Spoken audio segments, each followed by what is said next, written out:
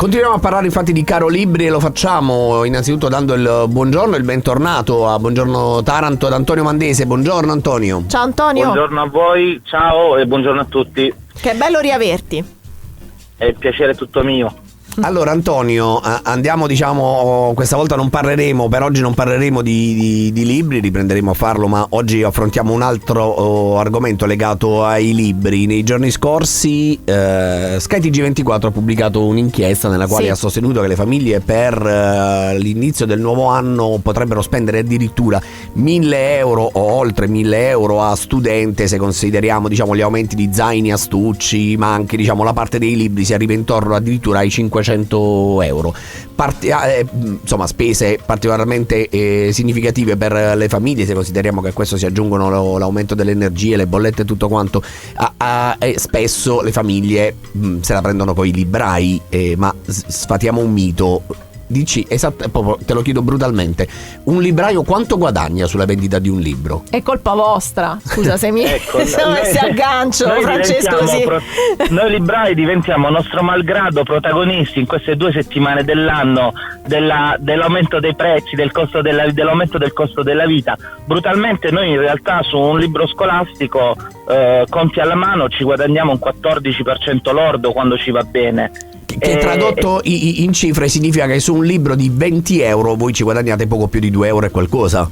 Esattamente, lordi. Perché poi anche per noi ci sono le bollette in aumento, il costo e il caro di tutta la gestione d'impresa, che noi chiamiamo costi vivi, sono sempre continuamente soggetti agli aumenti inflattivi. E se poi ci mettiamo tutta una serie di dinamiche della comunicazione anche giornalistica, che in questo periodo cerca con i titoloni, no, di richiamare attenzione e anche l'ansia dei consumatori intorno a questo fenomeno, non centriamo secondo me il tema. Il tema è sì che ci sono degli aumenti dovuti agli aumenti per esempio delle materie prime. Banalmente la carta quest'anno costa di più e se ci mettiamo gli aumenti che l'inflazione si porta ogni anno ad un 1,5%, sicuramente qualcosina in più si arriva ad aumentare, però poi bisogna scindere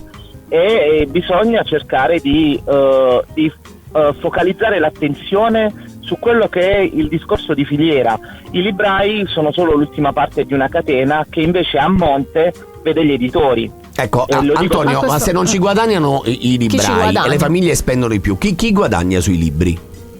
Innanzitutto dobbiamo considerare che c'è stato un fenomeno che ha marginalizzato le librerie con la vendita dei libri nel settore digitale, ma sicuramente chi ci guadagna sono prevalentemente gli editori.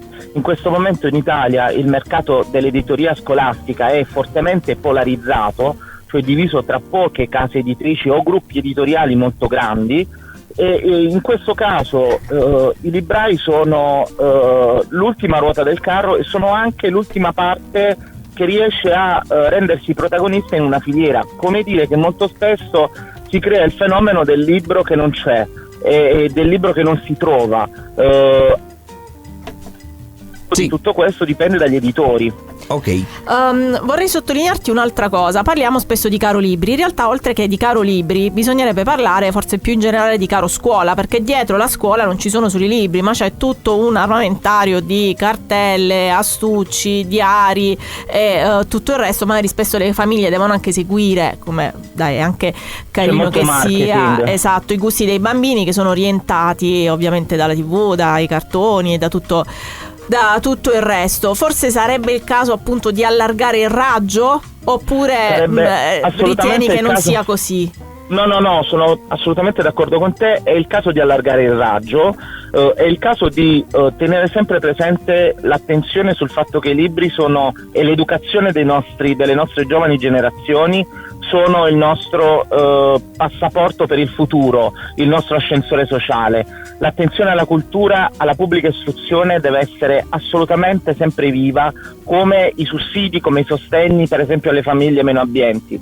Però all'interno di queste dinamiche bisogna scindere tra quello che è marketing, come dicevi tu, e quindi lo zaino piuttosto che il portacolori, piuttosto che la cancelleria, dalla fruizione dei libri. Sento in molti programmi trasversalmente parlare di libri scolastici gratuiti, e questa è una buona notizia. Ci aggiungerei però un'attenzione alla razionalizzazione dei libri scolastici, perché molto spesso i libri della scuola sono dispersivi, si dividono in 1, 2, 3 volumi, quando potrebbero essere, faccio l'esempio della grammatica di Carlo Collodi, sì, strutturati in un volume solo. E devono essere soprattutto, questo è un processo che deve essere concertato e guidato da una politica non tanto partitica, ma da una politica istituzionale che comprenda quanto è importante il valore dell'istruzione per i nostri ragazzi e per il nostro futuro, soprattutto in momenti di crisi come questo. Antonio, gli ultimi 30 secondi. Che cosa possono fare le famiglie per intervenire in questo senso? Cioè, possono per esempio avanzare delle richieste alla scuola, ai presidi, non lo so. Intanto partiamo dal presupposto che ci sono dei fondi dati direttamente dalle amministrazioni comunali alle famiglie. Possono chiedere ai presidi, possono chiedere che per esempio i libri rimangano in adozione per più cicli scolastici, di modo che per esempio i fratelli che frequentano la stessa scuola media tra prima e terza media possano utilizzare nel corso di 2 cicli gli stessi testi. In generale, con un po' di attenzione c'è la possibilità di non avere cifre esorbitanti, sebbene questo sia, lo ribadisco, un intervento su questo tema che debba vedere un cambiamento radicale del rapporto che c'è nella filiera tra editori, distributori, librai e istituzioni. Antonio, scusami se ti interrompo, ma mi viene un dubbio, ma lo dobbiamo proprio dipanare in poco. Cioè, io mamma che leggo sull'infinito elenco di libri da comprare per mio figlio, che ce ne sono alcuni che appunto potrebbero essere tranquillamente sostituiti con quello dell'anno precedente del fratello, posso andare dal preside? Posso andare a dire... Ti faccio l'esempio dei Promessi Sposi, che è un po' un cavallo di battaglia di tanti elenchi scolastici che noi ci vediamo ritornare, o della Divina Commedia di Dante Alighieri. La Divina Commedia è un classico, i Promessi Sposi sono un classico. I ragazzi possono portare tranquillamente quello che è il volume che hanno utilizzato i propri genitori, possono saltare direttamente il colloquio col preside e andare a cuor leggero a scuola portando il classico, che si chiama classico appunto per quello, ne abbiamo parlato tante volte, e questo già costituisce una fonte di risparmio. Un esempio, certo.